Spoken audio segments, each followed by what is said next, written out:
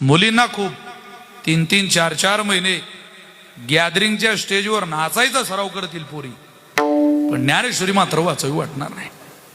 अहो ठीक आहे छोट्या पोरींचं, पण 12वी पास झालेल्या मुलीला नाचून साध्य काय करायचं? इथं साध्य काय करायचं?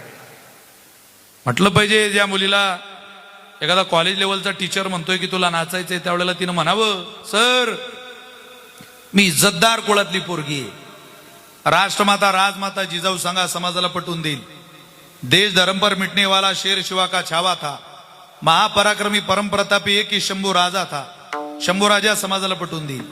अहो शेतकऱ्याच्या भाजीच्या देठाला स्पर्श करू देणार नाही ही सिंहगर्जना करणारा राजा ज्या भूमीत जन्माला येतो तो शिवछत्रपती समाजाला पटवून देईल.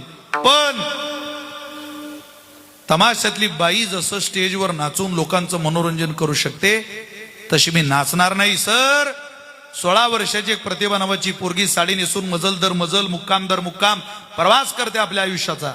तीच प्रतिभा नावाची पोरगी पहिले पुढे आमदार होते, खासदार होते, मंत्री होते, राज्यपाल होते, पण ती प्रतिभा नावाची पोरगी आयुष्यातली नीती सांभाळून आचारसंहिता सांभाळून या महाराष्ट्राची लेख प्रवास करते. त्यावेळेला वयाच्या 71व्या वर्षात या देशाची राष्ट्रपती होते.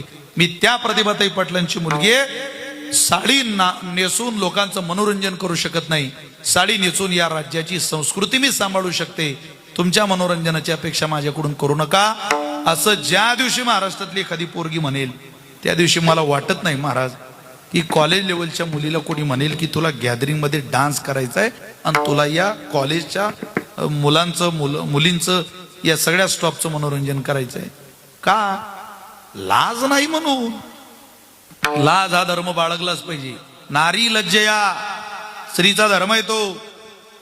आवाज येत नाही हो काय काय महिलांचा घरात आवाज, केवळ केवळ पायात काही पैजनाचा आवाज येतो केव्हा केव्हा. लक्ष्मीची पावलं वाजतात.